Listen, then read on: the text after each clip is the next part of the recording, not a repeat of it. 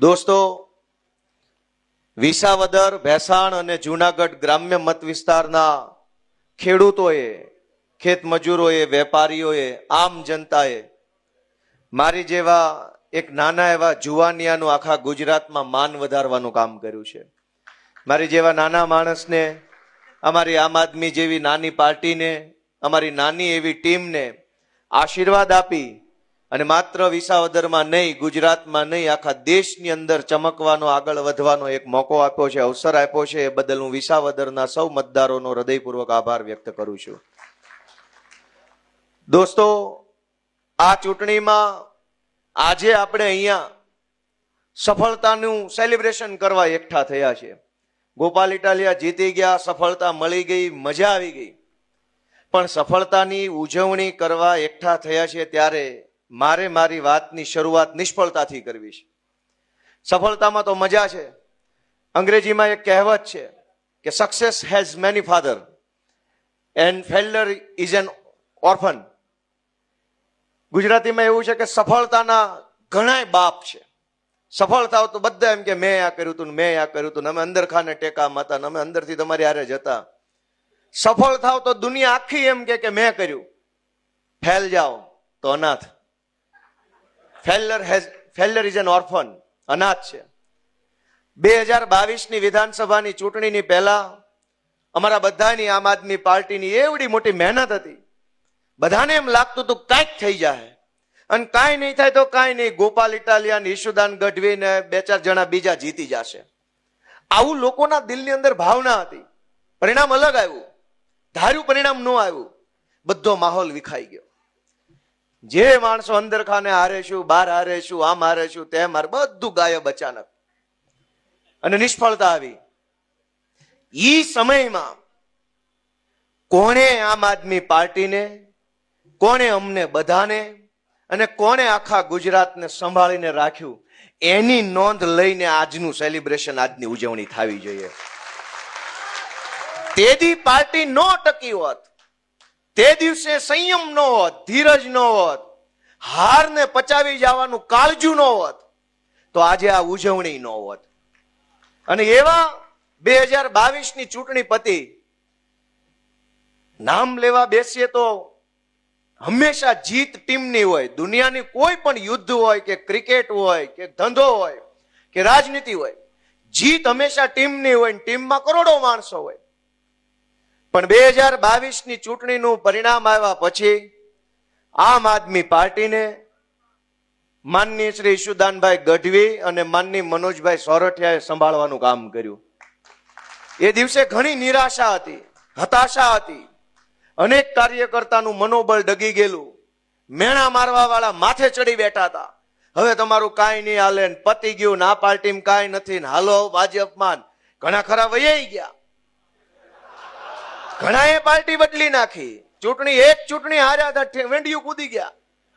પણ દોસ્તો, એ નિષ્ફળતાને પચાવી જઈને પોતાનો મજબૂત સંકલ્પ જે હતો ગુજરાતમાં આમ આદમી પાર્ટીનો સરકાર બનાવવાનો, એ સંકલ્પ ઉપર અડગ રહીને આમ આદમી પાર્ટીને ચલાવવાનું કામ અમારા 2 અડીખમ યોદ્ધા ઈશુદાન ગઢવી અને મનોજ સોરઠિયાએ કર્યું. નિષ્ફળતા આવે ત્યારે બધા માથે ચડી જાય. જેણે જિંદગીમાં મત આપવા ન ગયા હોય એ તમને સંગઠન કેમ ચલાવવું એની સલાહ આપે. આમ નહોતું કરવાનું ને આમ કરવાનું હતું ને આને ફોન કરવાની જરૂર હતી ને આ બસ નહીં ઓલી બસ લાવવાની જરૂર હતી. અહીંયા તમે ન મળ્યા એટલે આમ થયું, આ ભાઈને મળ્યા નહીં એટલે આમ થયું, આ કાપલીમાં આનો ફોટો નહોતો એટલે હારી ગયા. નિષ્ફળતા આવે ને તો સલાહનો થપ્પો લાગી જાય, ખટારા મોઢે સલાહ આવવા માંડે.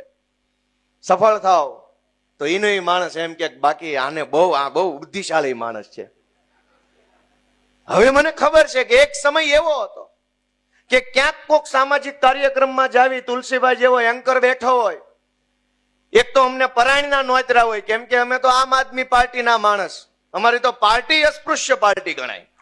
ભાજપનો નેતા મોટો નેતા, ભાજપનો નેતા હોય એ જ સમાજનો નેતા, ભાજપનો નેતા હોય એ જ ક્રાંતિકારી. આપણે તો કે બાજીમૂળા.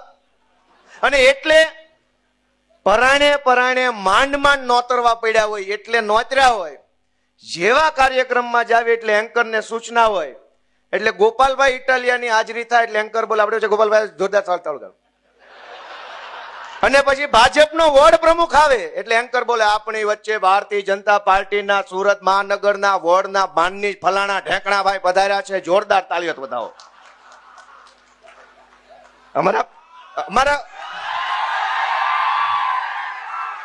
અમારા મનોજભાઈ, અમારા પાયલબેન ઈ જાય, આપણે પાયલબેન બધા જોરદાર.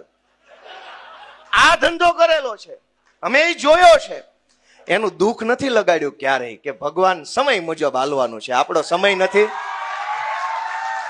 સમય નથી તો એન્કરે આમ બોલશે, અને સમય બદલાય તો ડાયરામાં ગોપાલભાઈના નામ હાલવા માંડ્યા. પણ એ સમય ક્યારે બદલાય? એ સમય ઘરે બેઠા બેઠા નહીં બદલાય. એ સમય માત્ર મહેનતથી નહીં બદલાય.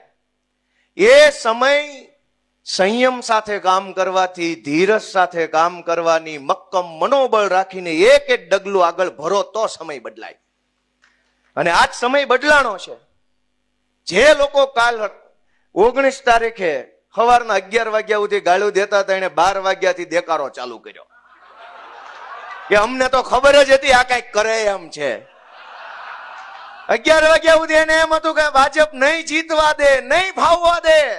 11:30 એને ખબર પડી ગઈ કે આ તો ચાણક્ય છે. દોસ્તો, આ સમય છે, આ સમય છે.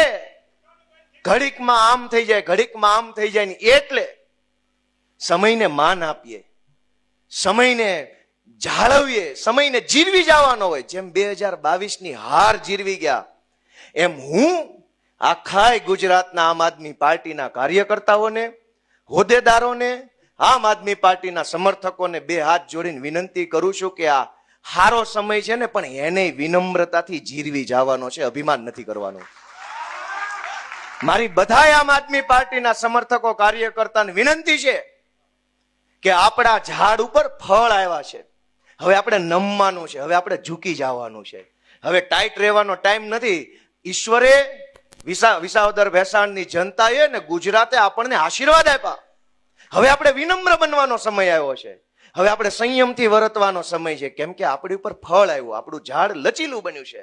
આપણે ઝૂકીને વાત કરવાની છે, નમીને કામ કરવાનું છે, વિનંતીથી આગળ વધવાનું છે. ભાજપના કાર્યકર્તા કે ભાજપના નેતા જેવો અહંકાર આપણામાં આવવો ન જોઈએ. અત્યારથી આપણે સમયમાંથી શીખીને જવાનું છે, કેમ કે સમયની થપાટ લાગી ગઈ છે.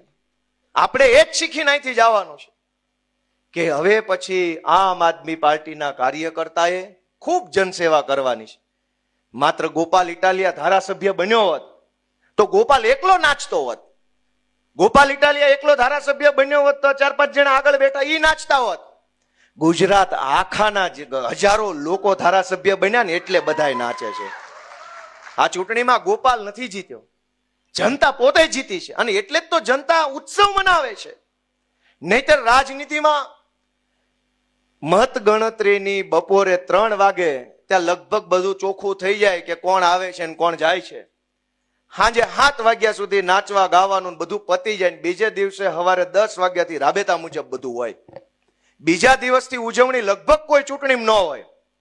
આ ગુજરાતના ઇતિહાસની મેં મારી જિંદગીમાં જોયેલી પહેલી ચૂંટણી છે કે 1 અઠવાડિયું થવા આવ્યું તો કોટો ઉતરતો નથી. આખું ગુજરાત હિલોળે ચડ્યું.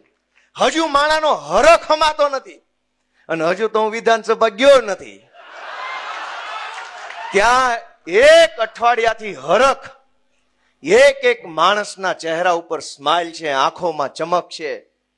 એ શું કામ છે?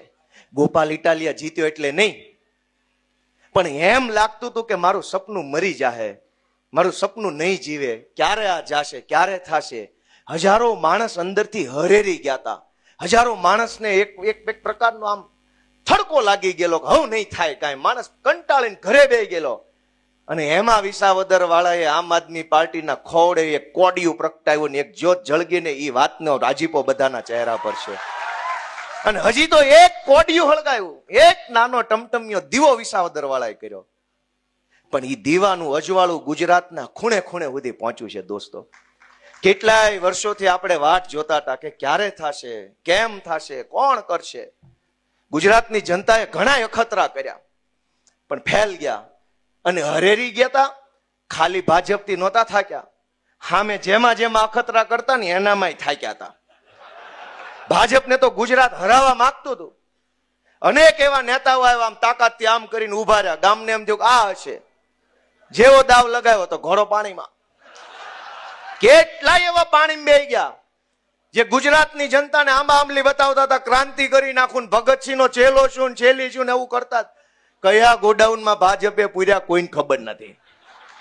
લોકો ભાજપથી તો થાક્યા હતા, આવા ગદ્દારોથી પણ થાકી ગયા હતા. બે બાજુનો થાક હતો અને આ થાક ઉતર્યો ને એની ખુશી આખા ગુજરાતમાં છે કે હવે થાક ઉતર્યો. ગોપાલ ઇટાલિયા તૂટશે નહીં, પણ ગોપાલ ઇટાલિયા ભાજપનો ઘમંડ તોડશે, એ વાતની ખુશી આખા ગુજરાતને છે દોસ્તો. કે દિવસના ચાળે ચડ્યા હતા, ઉપાડો લીધો તો સી આર પાટીલે.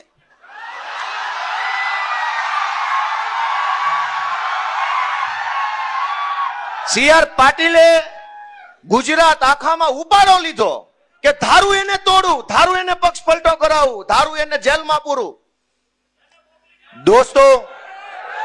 દોસ્તો સી આર પાટીલે ઉપાડો લીધો. અહીંથી ધારાસભ્ય તોડું, અહીંથી તોડું, ન્યાથી તોડું, ઓલાને લઈ લઉં, આને લઈ લઉં, આને લઈ લઉં. ગોપાલ ઇટાલિયા સુરતની બજારમાં ઉભો રહીને ચેલેન્જ મારે છે કે સી આર પાટીલમાં દમ હોય તો હવે પછી ગુજરાતનો એક કઈ ધારાસભ્ય તોડીને ખાલી ચૂંટણી કરી બતાવે. હું જોઉં છું કોણ છે સી આર પાટીલ. હવે પક્ષ પલટો કરાવે અને ચૂંટણી લાવે, પેટા ચૂંટણી ગુજરાતની ગમે સીટ ઉપર. સી આર પાટીલ સામે મોરે મોરો નો મારી દો તો દોસ્તો સામો ન મળે. દોસ્તો ગુંડાગીર્દીની હદ વટાવી, ગુંડાગીર્દીની હદ વટાવી પાટીલના કાળમાં. દોસ્તો રાજનીતિને ખાડે લઈ જવાનું, તળિયે લઈ જવાનું કામ આ સુરતની ટોળકીએ કર્યું. દોસ્તો મને એ વાતનું એટલું બધું દુઃખ છે, એટલું બધું દુઃખ છે એ વાતનું કે આમ ન હોય. આ ગુજરાત સરદાર પટેલ, મહાત્મા ગાંધી જેવા પુરુષોનું ગુજરાત છે, જેણે આખી દુનિયાને દિશા બતાવી. ગાંધીજીએ સત્યાગ્રહનો, અહિંસાનો, લોકશાહીની લડત લડવાનો રસ્તો આખી દુનિયાને બતાવ્યો. એ ગાંધી આપણા ગુજરાતના. જે સરદાર પટેલે માણસને બળુકો બનાવવાનું કામ કર્યું, ખેડૂતો માટે સત્યાગ્રહ કર્યા, સરદારનું બિરુદ મળ્યું ખેડૂત માટે લડતા લડતા. ઈ ગાંધી અને ઈ સરદારના ગુજરાતમાં બુટલેગરોના હાથમાં સરકાર આવી, એ વાત ખટકે છે મને. ઈ વાત ખટકે છે કે ગાંધીનું ગુજરાત બુટલેગરના હાથમાં ન હોવું જોઈએ ભાઈ સાહેબ. અને અમે હાથ ઉપર હાથ રાખીને નિરાશ થઈને બેસી રહેવા વાળા માણસો નથી. અમે સંકલ્પ કર્યો કે કોઈ બોલે કે કોઈ ન બોલે, કોઈ લડે કે કોઈ ન લડે, કોઈને ફરક પડે કે ન પડે, ગોપાલ ઇટાલિયા, આમ આદમી પાર્ટી એ લડશે, બોલશે, અવાજ ઉઠાવશે ને બુટલેગરોને હટાવી જનતાનું શાસન લાવશે દોસ્તો. અને આઝાદીની લડાઈમાંથી આપણે શું શીખ્યા કે એક ગાંધી બાપુ, એક સરદાર પટેલ, એણે એવો સંકલ્પ લીધો કે હું આ દેશને અંગ્રેજોની ગુલામીમાંથી આઝાદ કરાવીશ. ગાંધીજી પાસે શું હતું? પૂરા લુગડાઈ નહોતા પહેરવા માટે, બીજું તો શું હોય? સરદાર પટેલ પાસે શું હતું? કોઈ વસ્તુ નહીં, એક મક્કમ મનોબળ. અંગ્રેજો પાસે પોલીસ, અંગ્રેજો પાસે તોપ, અંગ્રેજો પાસે બંદૂક, અંગ્રેજો પાસે પૈસા, અંગ્રેજો પાસે ગુંડા, અંગ્રેજો પાસે તમામ સત્તા, અને એક બાજુ ગાંધી અને સરદાર.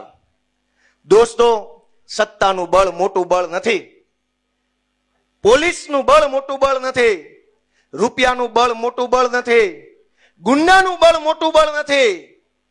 દુનિયાની તમામ તાકાત લાગી જાય તો પણ સત્તાનું બળ મોટું બળ નથી. માણસનું મનોબળ છે એ દુનિયાનું સૌથી મોટું બળ છે. અને આઝાદીની લડાઈ એ મનોબળથી લડાઈ. એક તરફ સત્તાનું બળ, એક તરફ મનોબળ. ઇતિહાસ આપણી નજર સામે છે. કોણ જીત્યું? સત્તાનું બળ જીત્યું કે મનોબળ? અને આ વિસાવદરની ચૂંટણીમાં પણ એક તરફ સત્તાનું બળ, ભાજપની આખી સરકાર, ભાજપના મંત્રી, ભાજપના ધારાસભ્યો, ભાજપના ચેરમેનો, ભાજપના બુટલેગરો, ભાજપના જમીન માફિયાઓ, ભાજપના ગુંડાઓ, ભાજપના બળાત્કારીઓ, બધા જ વિસાવદરમાં. એક તરફ આખી સત્તાનું બળ, એક તરફ આમ જનતાનું મનોબળ. અને દોસ્તો ભીષણ યુદ્ધ થયું અને મનોબળ જીત્યું, એ વાતની ખુશી આખા ગુજરાતમાં છે. સમય સમય પર ઇતિહાસ સાક્ષી પૂરે છે કે દુનિયા ગમે એટલી બદલાઈ જાય, સંકલ્પના મનોબળના સંકલ્પનું જ હંમેશા વિજય થાય છે, સત્યનો હંમેશા વિજય થાય છે. દોસ્તો, આ જીતની ખુશી અઠવાડિયા સુધી ટકી હું કામ? કેમ કે જે પીડા આપણે જીરવી હોય અને અસંખ્ય પીડા જીરવા પછી કાંઈક પરિણામ સારું આવે ને, એ જેટલો વખત પીડા જીરવી હોય ને એટલો વખત એ ખુશી આપણા ચહેરા પર ટકતી હોય છે. 10 વર્ષ સુધી દીકરાને ભણાવવામાં મહેનત કરો અને 10 વર્ષ પછી આઈએએસ બને તો ખુશી 10 વર્ષ સુધી જ આવતી હોય. દોસ્તો, ગુજરાતે 30 વર્ષ સુધી ભાજપની પીડાને સહન કરીશ. તમે વિચાર કરો, આ સુરતમાં ખાડીપુર આવ્યું અને ખાડીપુર પહેલી વાર નથી આવ્યું. એક તરફ એવી વાતો આવે છે કે દુનિયા ચંદ્ર ઉપર પહોંચી ગઈ, મંગળ ઉપર સંશોધન હાલે છે, યાન મોકલ્યું, એસ્ટ્રોનોટ્સ જાય છે, બધા અવકાશ શાસ્ત્રીઓ. આપણા ગુજરાતની દીકરી સુનિતા વિલિયમ્સ બીજા ગ્રહ ઉપર જઈને આવે છે. તમે એક કલ્પના કરો ગુજરાતના નાગરિક તરીકે કે ચંદ્ર ઉપર જવાનો રસ્તો છે, મંગળ ઉપર જવાનો રસ્તો છે, પણ પાણી કાઢવાનો રસ્તો સુરતમાં નથી. એવું કેમ થાય? એવું કેમ થાય કે ચંદ્ર સુધી જઈ શકાય પણ હાય ભરાણેલું પાણી છે, ખાડીનું પાણી તાપી સુધી કેમ નથી લઈ જઈ શકાતું? શાસકો નિર્બળ છે, શાસકો કાયર માણસો છે, લાયકાત ન હોય એવા માણસો સત્તામાં બેઠા છે. અને કોણે બેહાડ્યા છે? વિચાર કરો કે કોણે બેહાડ્યા એને. આપણું મન એમ કે ને મેં બેહાડ્યા, તો આપણે આપણો આત્મા જગાડવાની જરૂર છે. દોસ્તો, 30 વર્ષ થઈ ગયા, ક્યારે જાગશે આપણો આત્મા? અને ખાલી સુરતની ક્યાં વાત છે? વડોદરાની અંદર ગયા વર્ષે પૂર આવ્યું હતું, બધાને ખબર છે કે નહીં? એની પહેલા જુનાગઢની અંદર પૂર આવ્યું હતું, જુનાગઢ મહાનગરમાં. ગયા એની પહેલાના વર્ષે અહીંયા ભાજપ સર્જિત અંકલેશ્વર અને ભરૂચમાં પૂર આવ્યું. દોસ્તો, પહેલા જેવો જમાનો નથી કે બહુ વરસાદ આવે ને પહેલા જે પૂર આવતા ને ગામ ડૂબી જતા, જે મચ્છુ હોનારત થઈ કે પહેલા જે કુદરતી પ્રકોપથી પૂર આવતા, એ નથી આવતા હવે. ભાજપ સર્જિત પૂર આખા ગુજરાતમાં ઝાસવારે આવી જાય છે. દોસ્તો, આવું શું કામ? કે જેને આપણે સત્તામાં બેહાડ્યા એ લોકોને ભ્રષ્ટાચાર કરવા, રૂપિયા ખાવા સિવાય ત્રીજી કોઈ વાતમાં કોઈ રસ નથી. જનતા જીવે કે જનતાનો જીવ જાય, સત્તામાં બેઠેલા માણસને એક રૂવાડું ફરકતું નથી. અને આ લાચારી ભર્યું જીવન કરોડો લોકો જીવે છે. એ લાચારીમાંથી બહાર કોણ કાઢશે? આપણે આપણી જાતને પોતે બહાર કાઢવાની છે, આપણે આપણો આત્મા જગાડવાનો છે. દોસ્તો, આ સુરતની અંદર ખાડીની આસપાસ અસંખ્ય ગેરકાયદેસરનું બાંધકામ થયું. વડોદરાની વિશ્વામિત્રી નદી ઉપર ગેરકાયદેસર બાંધકામ થયું. જુનાગઢ મહાનગરની અંદર વોંકળો નીકળે છે, વોંકળા ઉપર ગેરકાયદેસર બાંધકામ થયું. ભાજપના લોકોએ ગેરકાયદેસર બાંધકામો કરી, ખોટું કરી, આડે ધડ ગમે એમ મન ફાવે એમ બિલ્ડિંગો બનાવી. આજ ભોગ કોણ બને છે? નાનો માણસ ભોગ બને છે. એને તો એના રૂપિયા બનાવી લીધા, એ રૂપિયાથી એ બીજા શહેરોમાં બીજી જગ્યાએ રહેવા વયા ગયા. આપણી નજર સામે આ બધું સત્ય છે પણ આપણને દેખાતું નથી. એક બાળકને ભણાવવા માટે મા બાપે કેટલી લાચારી વેઠવી પડે છે. તમે કલ્પના તો કરો, અવળો મોટો મહાન ભારત દેશ, 5 ટ્રિલિયન ઇકોનોમીની મોટી મોટી વાર્તાઓ, દુનિયામાં ડંકો વાગી ગયાની વાર્તાઓ, વિશ્વમાં ભારતનો પાસપોર્ટ દેખાડો ત્યાં તો દુનિયાના દેશો ધ્રુજે છે, એવી બધી વાતો. અને હકીકત એ છે કે સુરત જેવા શહેરમાં એક દીકરો ભણાવવા માટે થઈને મા બાપે કેટલી લાચારી કરવી પડે છે. આપણને એ વાતનો અંદરથી ખટકો લાગવો જોઈએ, અંદરથી આઘાત લાગવો જોઈએ કે અવળો મોટો વિશાળ ભારત દેશ, 140 કરોડની આબાદી, અબજો રૂપિયાનું બજેટ, અને અવળો દેશ એક આપણા દીકરાને ભણાવી નહીં શકે? આરટીઈ ના એડમિશનો કર્યા હોય, એની અંદર પ્રાઇવેટ સ્કૂલો દાદાગીરી કરે, વાલીઓને ધમકાવે, સરકારી તંત્રનો દુરુપયોગ થાય, તારી ઉપર ફરિયાદ કરાવી દઉં, ખોટો દાખલો કઢાવ્યો છે, ખોટું એડમિશન છે. પોતાના દીકરા કે દીકરીને સારું ભણતર અપાવવા માટે મા બાપે લોહી પરસેવાની કમાણીથી લીધેલો ફ્લેટ છુપાવવો પડે, અને પોતે જાણે ચોરી કરીને ફ્લેટ લીધો હોય એવી અંદર ફરક પડે કે ખબર પડી જાય તો ખબર પડી જાય. એ ફ્લેટ ચોરીનો નથી, પરસેવાના પૈસે ફ્લેટ લીધો છે, પણ દીકરો ભણાવવા માટે થઈને ફ્લેટ ન બતાવે, અને એ વાતની ધમકી સરકારી તંત્ર મારે, તમારે તો ફ્લેટ છે. ફ્લેટ ક્યાં ભાજપ વાળાએ આપ્યો? એ તો અમે પરસેવો પાડીને લીધો છે. તમે અમારો છોકરો તો ભણાવો. મેં વાત સાચી કરી કે ખોટી કરી? મહેનત મજૂરીથી લીધેલી વસ્તુને છુપાવવી પડે, જાણે કે આપણે ચોરી કરતા હોય. એ કેટલો દિલ ઉપર બોજ કેવડો લાગતો છે, કલ્પના કરો. અને તમારી કલ્પનામાં કઈક વાત આવે ને તો આત્મા જગાડો. ગુજરાતના લોકો એવી ગોપાલ ઇટાલીઓ વિનંતી કરે છે કે આત્મા જગાડો. અનેક એવી ઘટના બને છે જેમાં ખૂન થઈ જાય. અહીં સુરતની અંદર દેવી પૂજકના દીકરાનું ખૂન થઈ ગયું. અલગ અલગ સમાજના અનેક વ્યક્તિઓના ખૂન થઈ જાય છે નાની એવી વાતમાં. બુટલેગરો મારી નાખે, ડ્રગ્સ માફિયાઓ મારી નાખે.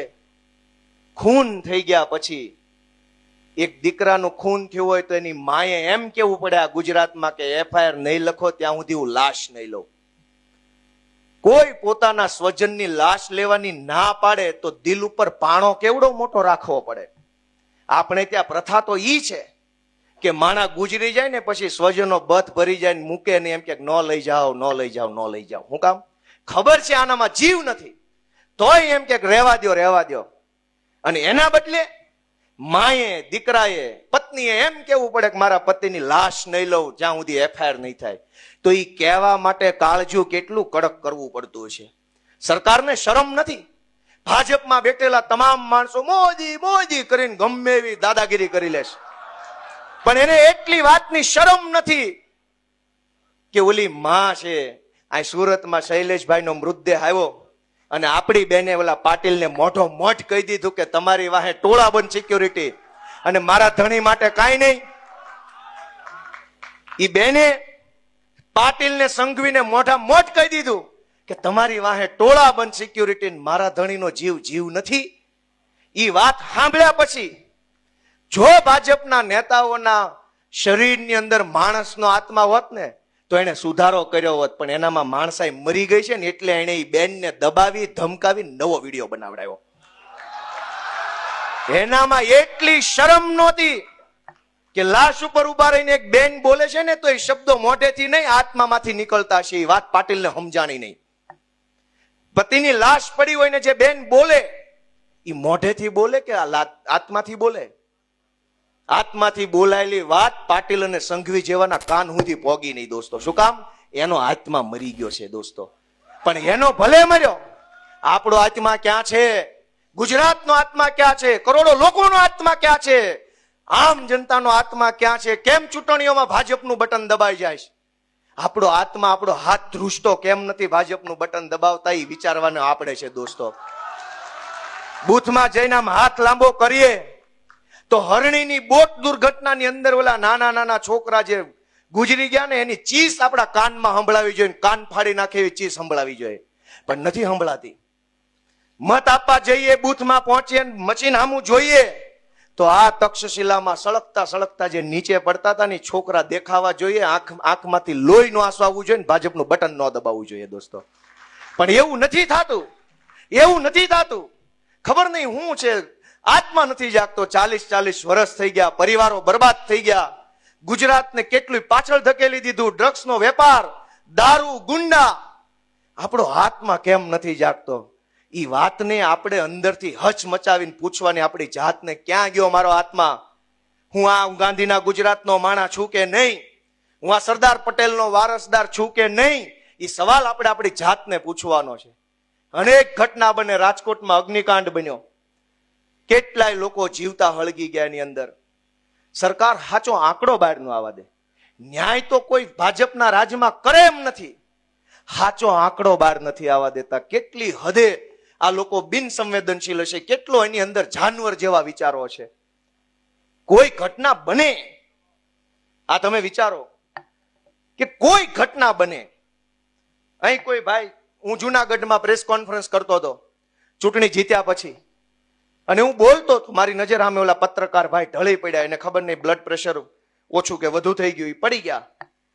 જેની અંદર માનવતાનું એક ટીપું વધ્યું હોય ને માણાનો આત્મા ફફડે કે શું થઈ ગયું, હાલો દોડો.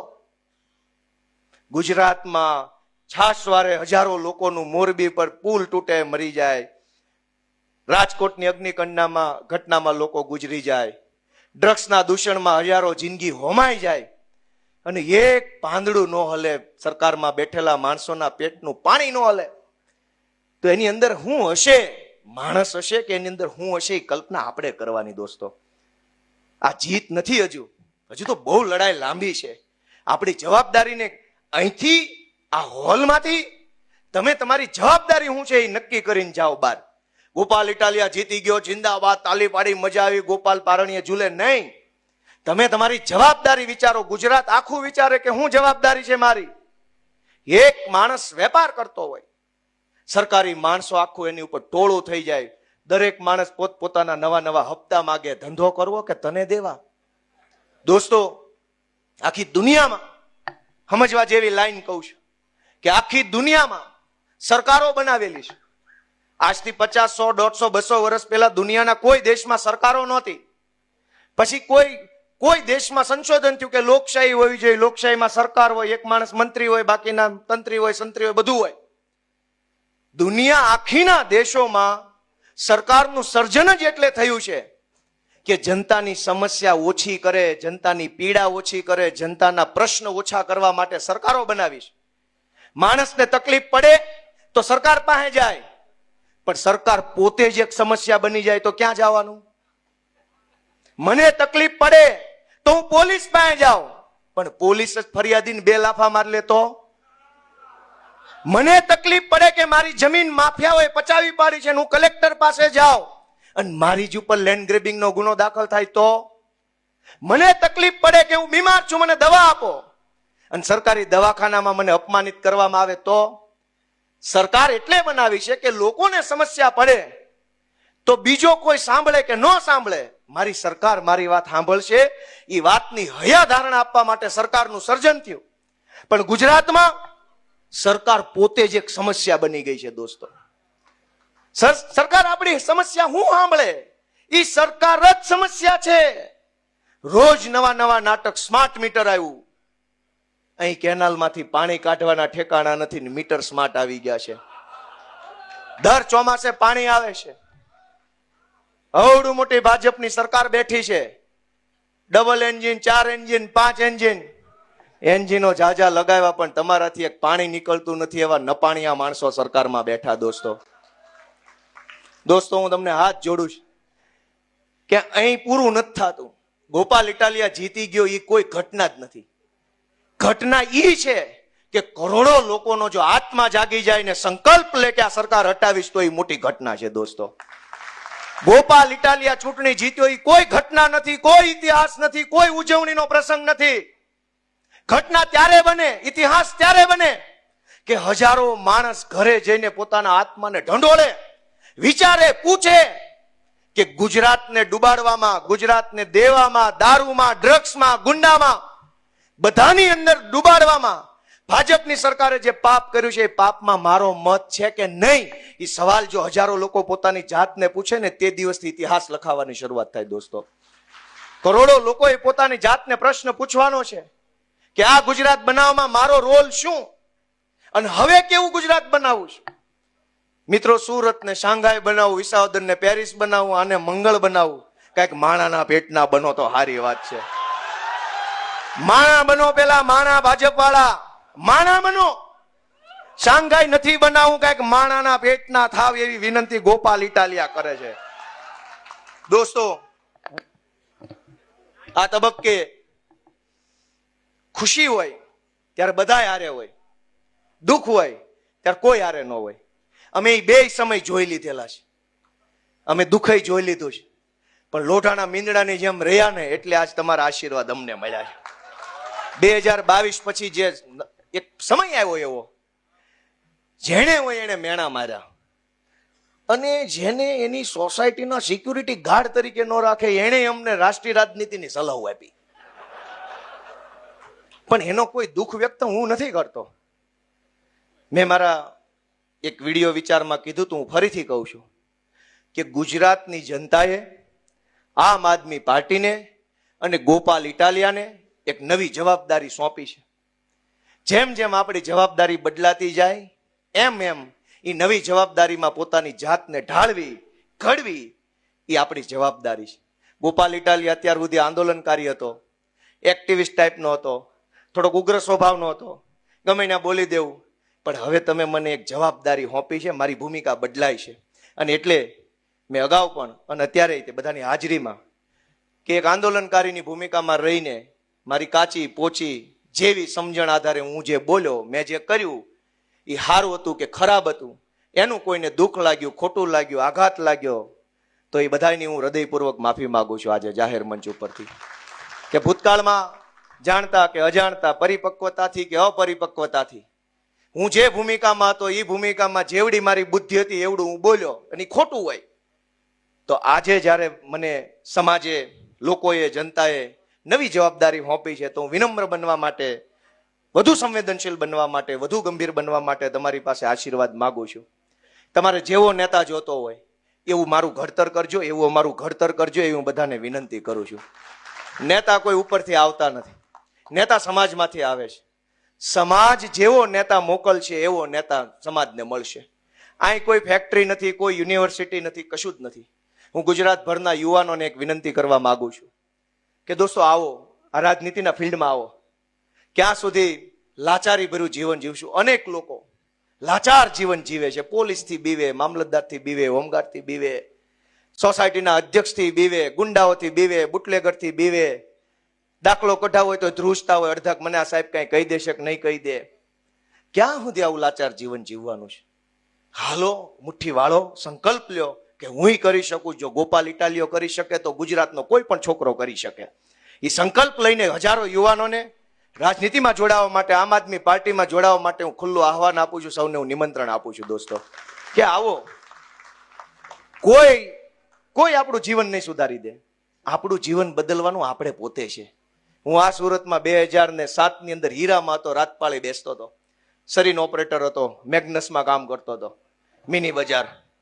આ 2007માં ભવાની સર્કલ પાસે મિની બજારમાં બેસતો, અલગ અલગ ઓફિસોમાં બદલ્યું, પગાર વધારવા માટે 500 વધે એટલે ઓફિસ બદલવી પડે.